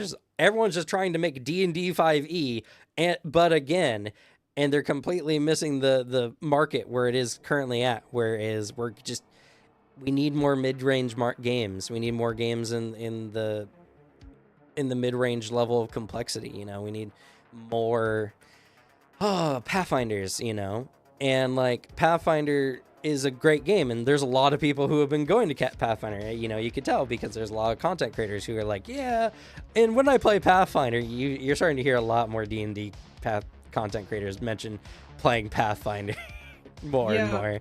Like it is, I think the Pathfinder is the best example of like a good version, like how marketing has worked really well for that. It is like the joke is that, hey, like you'll start in D&D, you'll end up in Pathfinder, but like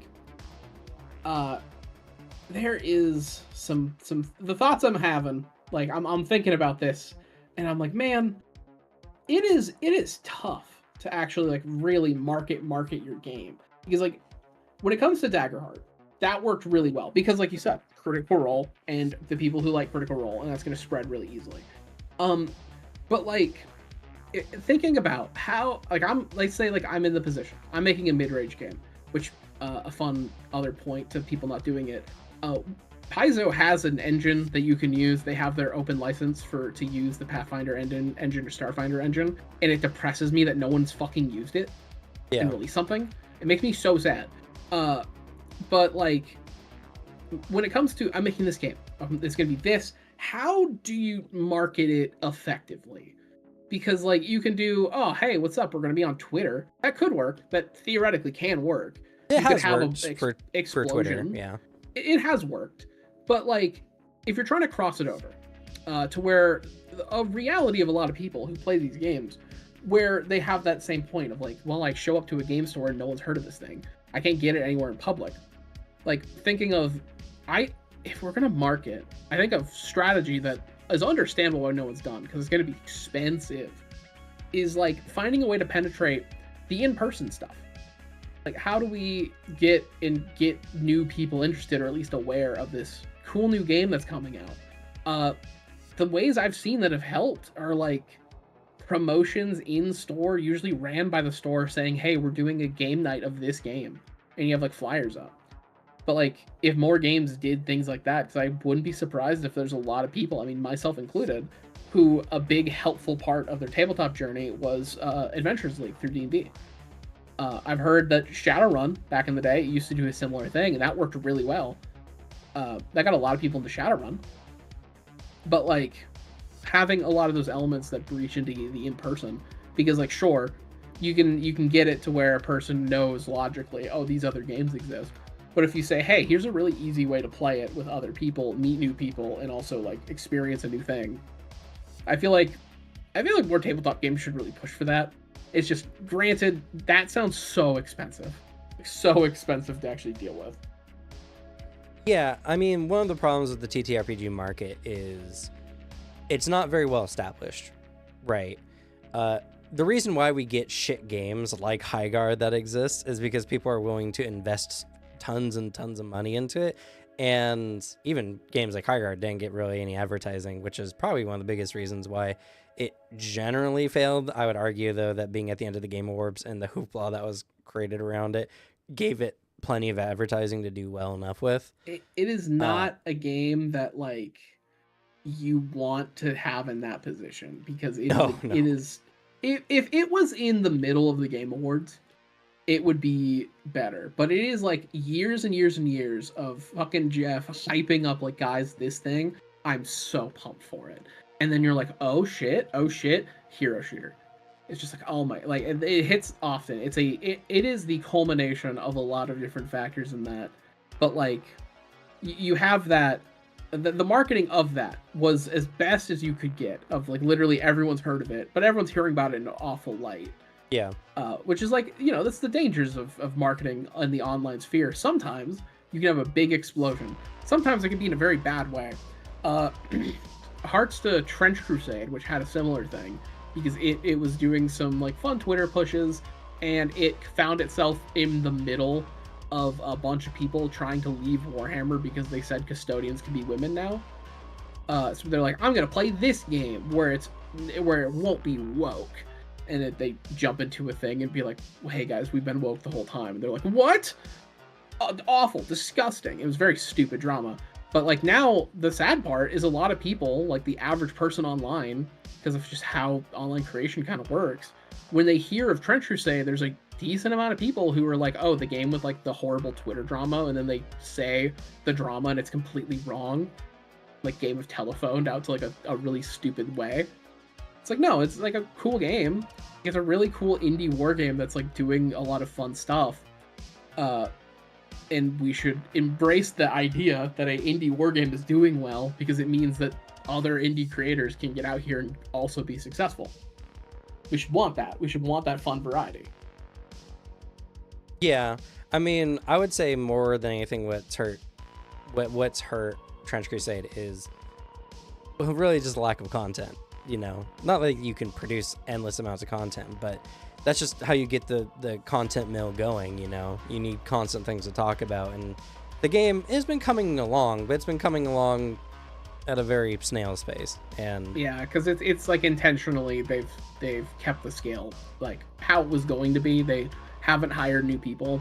Apparently the big thing that's been going on is they're trying to deal with getting a company that's trustable, because they had like a manufacturer completely try to scam them for producing miniatures. Right. And so they've been dealing with that element, but also I know they're putting out like a campaign book soon. And the way they've been, and I think they should push for this even harder. They've been having the patching of like content for the game to be third-party content, which I think is really good. That is like kind of the point of Trench Crusade, is that it is a model agnostic system. Like it is in a game's type that is really predicated on you spending a fuck ton of money on like specific miniatures. It is a game that's like in the rules, no, you can use whatever you want, it's only the base size that matters. Which is a good way of doing it. It is just like, man, they're keeping it at a small scale. If they kept pumping out some more stuff, maybe did more third party, I know they're really cooking in the background, but like, yeah, it's been slow. I want to talk about a few things, but nothing's dropped for them, so I can't. Yeah, and I mean, the same thing happened with Valheim. Valheim has been a very hyped game for a lot of people, at least when it first came out a few years ago, and it still hasn't released in the 1.0. And a lot of the hype around soon, but yeah, soon, but it's so late to the game now that Valheim's initial hype died down significantly because there's just not a lot to talk about. And that's kind of the thing, right? So for TTRPGs, not like I'm a marketing professional, but if I was to say the best marketing strategy for TTRPGs, it would either be, burst, like ad campaigns, which is like a short, a couple weeks of buying a higher ad slot on YouTube. That's a thing a lot of companies have done. Crooked Moon, the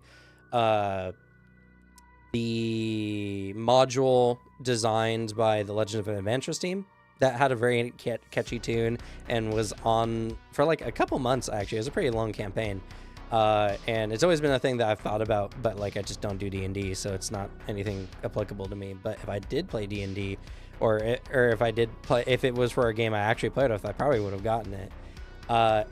As well, getting Dimension 20 or Critical Role to play your game a little bit, buying a one-shot from them. Heck, even Legends of Adventures at this point, that's an insane way to do it. Even trying to find YouTubers. There's a lot of YouTubers out there who are big nerds and who love TTRPGs, and I feel like more companies should try to be like, hey, wanna like help us advertise our game, and we're gonna send you stuff and run a game for you and try to make it a hype experience, something like that would be actually pretty massively successful, because funny enough, people like popular people and want to do the same things if they're accessible. And I mean, like, one of the crazy things, especially if you're in the TTRPG scene more like specifically, there's a lot of people out there who are like, I don't even know where to get TTRPG books. Like, I've been interested in getting more books, but I just don't know where to get any, like my store comes out with some every once in a while, but I just can't get any. It's wild because, right, if you've been doing TTRPGs for a long time, you're like, RPG drive-thru, duh. That's where you get everything, because that's the closest thing they have to like a Steam at this point. Which, by the way, RPG drive-thru, terrible site layout, and it needs to be updated.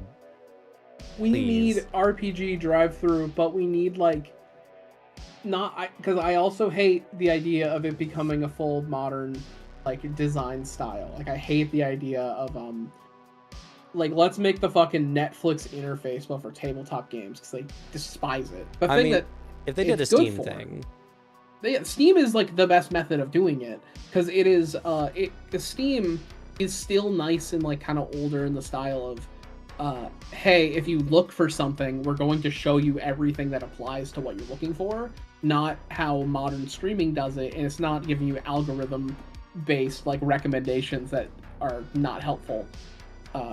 Because that element is just Steam for tabletop games, and you can still have your RPG drive-thru, but there should just really be another thing that is like, hey, by the way, we are a tabletop purchasing thing. You can get all these PDFs, or maybe you can even get the fucking physical books mailed to your house, while also being a competent e-reader.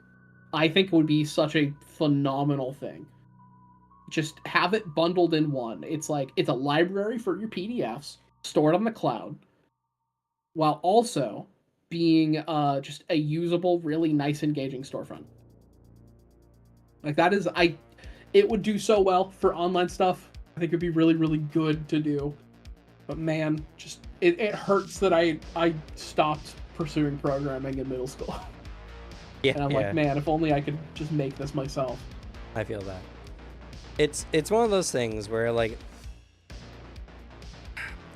want TTRPGs to be successful, right? But I do understand very much there are massive hurdles in the scene. Marketing is one of the hardest ones because, again, the TTRPG scene is very much in its early stages. I would say it's definitely progressing. In the last year, we've seen it progress pretty substantially, but it's still in a pretty early stage where the level of general accessibility of knowledge and information on what games are out there, how those games even play, is still pretty low. And with so many companies making entry level titles, I mean, like, if you go to actually, I should have mentioned this earlier because a lot of people were talking about it. But if you go to Ttrpg and you look at like their front page, which, oh my gosh, so bad. You know what? I shouldn't have mentioned this site because worse than I remembered for some reason. But if you look at like best-selling titles, I've heard of like almost none of these. At one point recently, and it's changed. Okay, if you kind of scroll back, you start seeing some more of those games. But some of the most like published games recently, because a lot of these have come up, they kind of just post anything, I guess. But you start seeing like Vagabond, and you start seeing Legends of the Mists, and those are like a lot bigger not too long ago. A lot of these games are very more rules light, more on the level of trying to slim down the game to increase the roleplay experience. And the thing is I feel like a lot of people are not as into the narrative as the mechanical, right? The number one videos of D&D type videos, I'm sure anyone could guess. Alex, you don't watch a lot of D&D content or at all? Nope. Can you guess for me what like the most common or the most watched D&D type videos are about? How to play. Like how to play fighter, how to play barbarian. Yeah. It is build videos. That makes sense. Build videos, or more popularly, I think, the how I broke the game, Infinite Wizard videos, or actually probably one of the most common ones is D&D horror stories. But that's just because people love drama, and ignoring that category because that's kind of like a whole different thing. It's not even technically D&D related, honestly. It's build videos. People want to know what to put their points in, how to make an interesting character. It's the same reason why whenever a new game comes out, you start seeing the 5 tips to not ruin your save, 5 things to do this or that or whatever, right? People are inherently interested in, when looking into things, like the numbers aspects of it. Unfortunately, it's really hard to do that in a lot more narrative focused games. And like what I predict will happen is Daggerheart has had a pretty good start, and it's released a new game, and a new book, or it's releasing a new book anyway soon. And as long as they keep releasing new books, they're going to be doing fine. But I'm not really seeing a lot of Daggerheart build videos, so I feel like its YouTube momentum is actually going to start dropping more than it did for D&D. And that's because it's just not a game that has builds in the same kind of way, It's all about how you interpret your particular choices rather than your particular choices being meaningful, And like, I know because as a Pathfinder 2e content creator, the most popular videos of the ones I made, which I'll pull those up right now. The most watch is beyond the Pathfinder 2e remaster changes, which to be fair, that's still on the more, mechanical side, like how did my thing change? But it is the class tier list. Actually, both my class tier lists that I made for it. And then it's so weird that why Monk is awesome is so high, considering the remastered class videos went way above that one. But the remastered class videos, again, that people wanted to know how their stats change, the numbers change. One of my build videos is one of the higher ones, and then just me talking about a new class. It's just, a lot of it is just people wanting to know how a thing works mechanically and how they can do it well. And that's really, really hard to do in a narrative game because there's not really a lot you can do other than just tell a better story. I know that's not 100% the case, but it's like 90% the case, right? I played Monster of the Week, and there are technically builds in Monster of the Week, but I would say that's a very weak aspect of the system overall. And so I don't think players are dumb. I do think, honestly and genuinely, a mid-range level of books, ones that are marketed not necessarily as more complicated, but marketed as, hey, here's D&D, but there's more stuff to do in it, will get a lot more people interested. Because I feel like people like the idea of D&D, but more. And the thing I will always advocate for, and I think it's fun that it's propped up in chat a little earlier on Twitch too. It's the thing I engage with the hardest, and I think it's better creatively, is my favorite type of art in general. It's like, because I can fuck with many different styles of something. In the same way that, like, even if it's on like a similar genre or whatever, I might not like another. Is I think there's a special thing you get out of art that is fully one person or the small group of people's like design, where they got to do everything they wanted to do, for better or for worse. There are a lot of times where you give a person complete keys to the car and they go insane and shit goes wrong, but it's uniquely them. Because I think that's where Anima flies. Anima is not a game that could do well if it had people being like, hey, this isn't as good, we need to switch this out because one, this won't sell well, and also, like, this is insane. Like, what the fuck are you doing? The fact that it doesn't seem like Anima had anybody out there being like, no, you can't do this, is what made Anima, like, really special. In the same way that, like, there's a lot of shows or movies or video games that I really enjoy because it's one person's, like, real creative drive. And, like, some of the cooler tabletop games out there, even if it's, like, I'm not going to play them anytime soon, but, like, I'm immediately, like, want it to succeed, and I really push for it, are games that are like that. Like, Lancer is a game like that. It's made by two people, like, who just made their ideal sci-fi setting and their ideal, like, sci-fi type game. And the other games that, like, the guy has went on to create, like, one of them, Orbital Dropkick, are really cool. Kane is really cool. There's the other one that has a really long name that's, like, a super, like, heavy metal inspired setting. Is super sick. Like, and those games are very much like he creates a thing and dumps it out there and then never touches it again. That can be sad because, like, man, I want more content. But on the other hand, like, he's out there making the thing he wants to make. I think there's a real strength to that. And to the point where there are times where marketing your game, that's not what you need to do. Because your market is people who are actively seeking you out. And you're not trying to get, like, giant market appeal. But if there was a way to have better exposure for those people, I'd be a lot happier. Because a big issue I got with Drive-Thru-RPG is how much of a clusterfuck the page is of just visual information. And the fact you have to sort through some AI-generated garbage and be like, okay, I'm looking for games. And it's like, do you want this book some guy made about plot hooks? Like, no, I don't. I'd like games. Give me core books, please.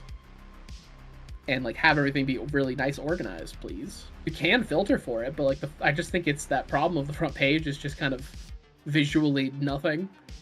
Nothing pumps out at you. I think if you just make your page have a lot bigger of icons, or even, like, do what Steam does where it has, like, a small thumbnail, text about it, and then, like, a small description, like, as you're scrolling down, boom, there you go. But, yeah, like, it's really tragic how bad this is. It's just sad. It's sad that because you could do some updating, and I think it is, if you just sold people on, hey, we made a really, really nice storefront to put everything, and also we are an e-reader, I think you would do really well. I think it would just be, like, so sick, because if Drive-Thru-RPG's point was, hey, by the way, you can access your PDFs on your phone and your computer, so you can actually go somewhere else with all your PDFs on your phone easily without doing file transfer, that would be just, I think that they'd find more people using their site. True. I'd use it more. I don't, because it's such a clusterfuck, and it's tragic. I very rarely had to go to Drive-Thru-RPG to get something. You know how I get to Drive-Thru-RPG most of the time? I'm looking up the game I heard somewhere else, and I'm just like, where do I buy it? Oh yeah, Drive-Thru-RPG. And so I go to Drive-Thru-RPG, type it in, and get it there. I don't look through Drive-Thru RPG to find new games. I find a new game elsewhere, and then I just go here because I know it's going to be available. Like that's really bad. But yeah, and like I wanted to talk about this much earlier, but like I'm not necessarily against rules-like games. But what I think brings the value to a TTRPG is your ability to affect the story, right? Your character's overall like ability to interact in a narrative. What you can do to interact, I think, is valuable. And also, as well as that, the fact that you don't just win because you say you do, when you're doing group narrative stuff outside of TTRPGs, like web forum or role playing, right? You win or lose based on what everyone feels in the moment is most appropriate, which is fine if you like that kind of thing. But I feel like what makes a TTRPG valuable in that respect is that you don't have a choice. The dice are rolled and everything. And while I feel some games are definitely a little too swingy with how the dice are rolled because it just feels like your character is not as capable as you think they should be, I appreciate and I really like the fact that I don't win because I'm told or I think I win. I win because I actually won, I think that's a really big part of it. And when you have all these games that are currently being marketed as like, oh yeah, we've removed as many rules as possible to streamline the roleplay experience, all I hear is we've removed a lot of the mechanics that made things random or made your character like specific and unique to you because of your stat allocation. And now you can just tell a story with your friends. And it's like one of the most narrative game I've ever had any experience with, and I played a lot of games, has been Anima Beyond Fantasy. And that has a lot of rules, a lot of mechanics, a lot of numbers. And that has in no way impeded our storytelling ability. In fact, in many ways, it's improved our storytelling ability because I can mechanically give things or add things to players' sheets that make them capable of doing new things that they, without just saying, oh yeah, you can do this. Like it's when you pick up an item in a game like Anima, it's meaningful because it has values, it has stats and everything like that. But in a lot of these more narrative-like type games, it's like, all right, I'm using an axe, or I could go with a sword, and the difference is the sword does a little bit more damage, but maybe has some keywords that make it a little less effective. Like Monster of the Week was a lot like that, where there wasn't a lot of real statistic differences between different items you could have, and so it really didn't mean anything. And in fact, it made me want to interact with items less because it didn't mean anything. You picked your one item that was good, and you worked with that, and you can't have more value in things unless you give those things more value in a system. And so in games like Anima Beyond Fantasy, an item that can increase your magic accumulation by +10 is huge. That's a massive item because that's very hard to do in the system normally. Or like for Alex's character, he's playing a key character, and what if I gave him an artifact that increased all his key accumulations by 2? I'd love it if you did that. Yeah, right? Isn't that an amazing item? You should do that. And that's only meaningful because of that. We've said nothing else about the item, just what it does. And it's like, yeah, that's very good. Give me that, Please. It'd make me so I can do so many cool things. Yeah, right? And that's the thing. It can let you do things. It does a thing. Like, in a lot of D&D type stories, it's always really cool when the character finds an artifact that lets them do unique types of things. Things they couldn't do before. A cape that lets them fly for a short amount of time is a very potent thing when you're a character who normally can't fly that easily.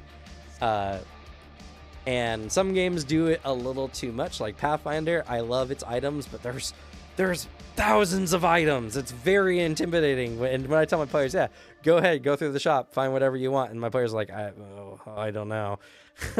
Like, it's very intimidating when you have a billion items. But in D&D, a lot of the items range from feeling like they don't do much because they only give you like a +1 to hit and maybe an extra die of damage, or maybe they do a lot of things, but you know, there's no consistency. And that's why, like, I feel like a mid-range level of game, there needs to be more, and I feel like more people would get into them because, honestly speaking, I think a lot of people have been playing enough TTRPGs now that we can kind of move past this point of making every game like D&D 5e.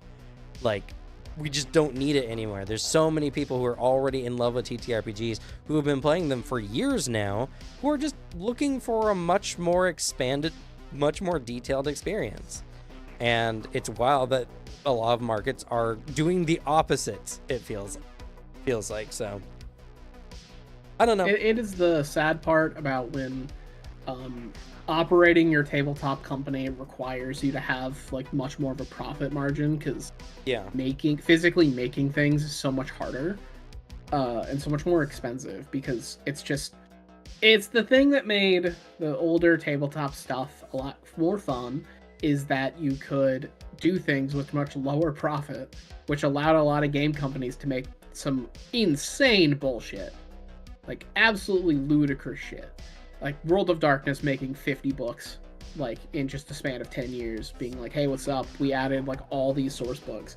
And then another game system where it's like, hey, check it out. We're mutants and masterminds. We made a point-buy system that is fucking incomprehensible unless you like are really familiar with this game already somehow. We have like these crazy things. It allows for that. It allows for games that are like, these are a small group of people doing some whack bullshit. And then, by the way, they've put out 6 books total, like that kind of thing. You're like, how?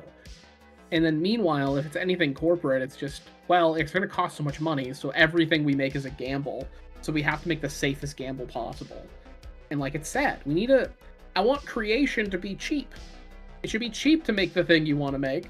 And it's the reason I push so hard for a better storefront, is because if it's as easy and is super easy for someone to make their thing, all they need to do is make a really nice looking PDF document, and then they can get their thing out there for no cost. We're going to see a return to that style of design. If me making a game that is crazy insane, maybe only for like 10 people, then I find out, oh, there's actually a lot of people who like what I'm doing here, and it cost me like just really time, that is a better investment. That is something that I think would do better for design.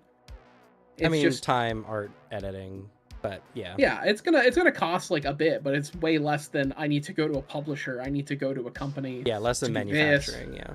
Yeah, and I need to make something physical. If someone instead, because that's what Orbital Dropkick I think is doing the best. He just every year comes out with a different PDF thing.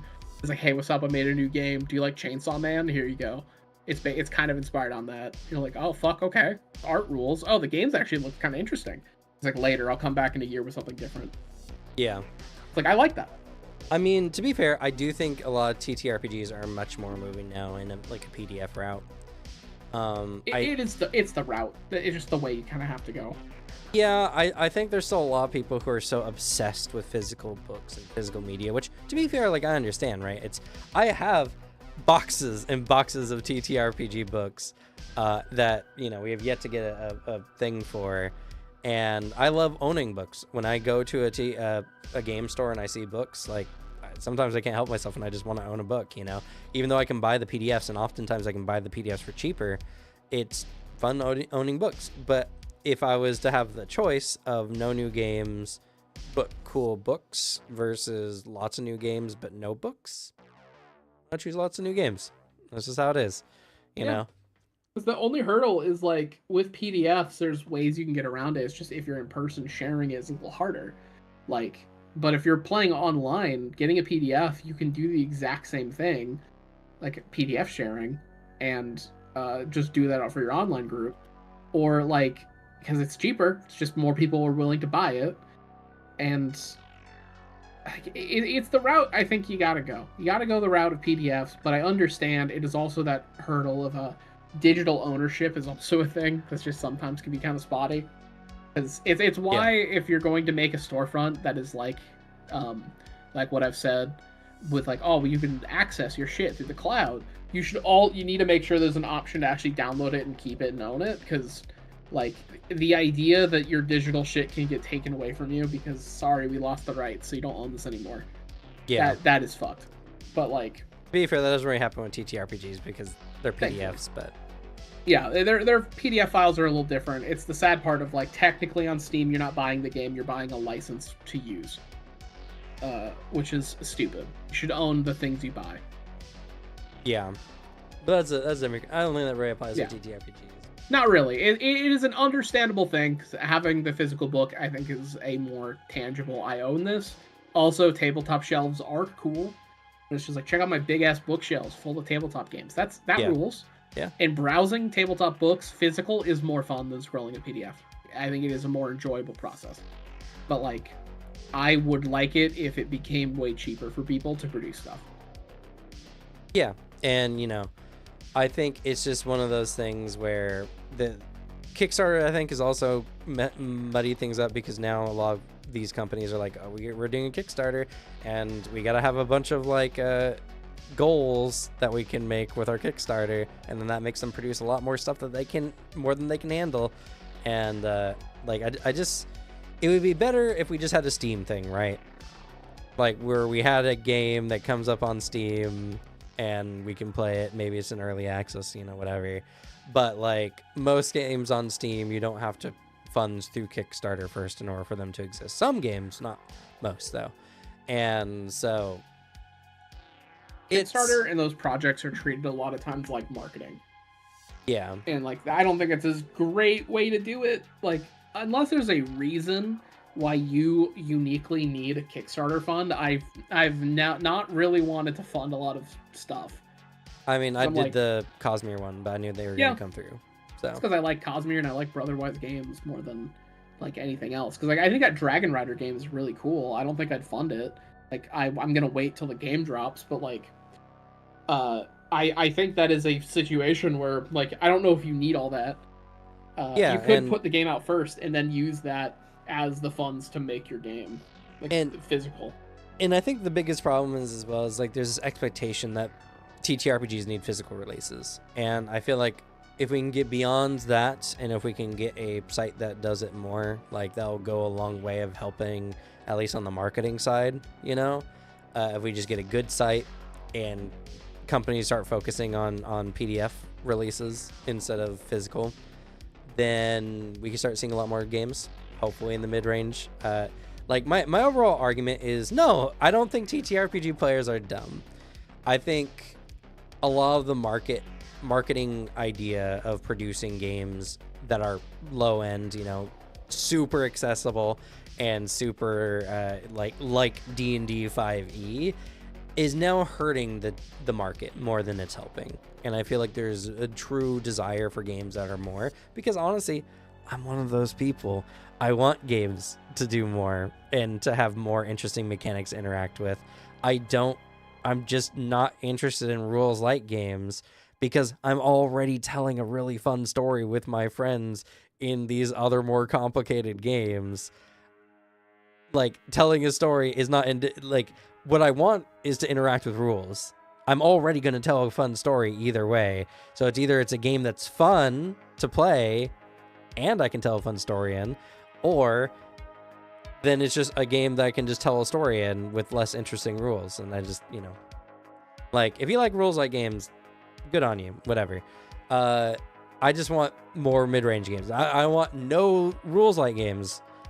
I just want more mid-range games. There's just not a lot of mid-range games coming out, because there's this idea that TTRPG players don't like complicated games and can't handle anything that's a little too number heavy, And I just disagree with that concept. I think a lot of people are smart enough to grasp at least something on the level of Pathfinder 2nd Edition. Pathfinder 2nd Edition got a bad rap for just being called a complicated game, and then all the aggro that its audience generated against the D&D audience.